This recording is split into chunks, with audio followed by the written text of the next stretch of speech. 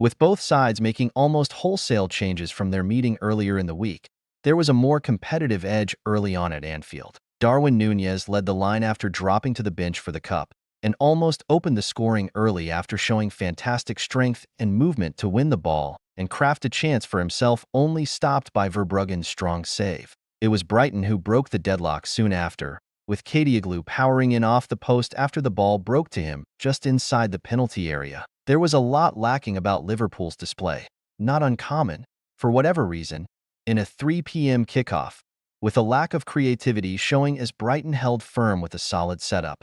The half ended with an unfortunate injury for Ibrahima Konate, who, making his 9th consecutive league start, broke his personal appearance record, leaving Arne Slot with a lot to consider at the break. Slot's choice of replacement was Gomez, a telling decision after Quansua's struggles in midweek, and the defender went close to scoring his first ever goal almost immediately. Much-needed changes came on the usual 65-minute mark, as Jones and Diaz were sent on for Mac Allister and Szoboszlai. The leveler came in fortunate circumstances, with Cody Gakpo's cross evading everyone to beat Verbruggen. But the goal for 2-1 was pure quality, with Salah hammering into the top corner after a fantastic break led by Jones. And with Arsenal and Man City both losing, it saw the Reds establish themselves at the top of the Premier League again, already 7 points clear of the Gunners. Now for player ratings, first up is Kelleher, who gets a 7 out of 10. There wasn't much he could do about the Brighton goal, even though a right-footed shot across goal from the right should favor the goalkeeper. Made an important save to keep the game at 1-0 when Brighton were on top in the first half, bailing out his teammates who had let Brighton scythe straight through the middle of them. Next up is Alexander-Arnold, who gets a 6 out of 10. Was one of a number of players who really struggled in the first half, with some sloppy passing and unconvincing challenges. He was much better in the second, though, and much more involved, dropping central more often as Joe Gomez covered on the right. Next up is Van Dijk, who also gets a 6 out of 10. Was left stranded when Yassine Ayari sent Jorginho Rutter through after Brighton bypassed Liverpool's press. Not much else to do beyond organizational duties, but did take out one of his teammates in Ibrahima Konate and almost did the same with Kostas Tsimikas.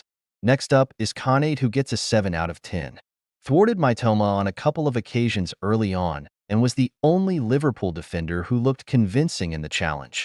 Withdrawn at halftime with an injury, hopefully it is not serious. Next up is Tsimikas, who gets a 7 out of 10. The Greek was making his second Premier League start of the season, a chance to show he should be first choice ahead of the struggling Andy Robertson. He found himself up against the tricky Ferdi Kadioglu and could have been out quicker as the Turkish winger lined up the shot to open the scoring for Brighton. Made an important block from Welbeck at a well-worked Brighton set piece. Next is Mac Allister, who gets a 5 out of 10. Almost got Liverpool back into the game with a great header from Gakpo's cross early in the second half. He was in no man's land defensively for the Brighton goal and didn't provide much cover for Tsimikas, just as he couldn't for Robertson against Arsenal. Was also slow to press ahead of the chance for Rutter. When he is able to defend in small spaces and let others do the covering, he can be Liverpool's best midfielder, but even on the ball he wasn't at his best in this game. Next is Gravenberch, who gets a 6 out of 10.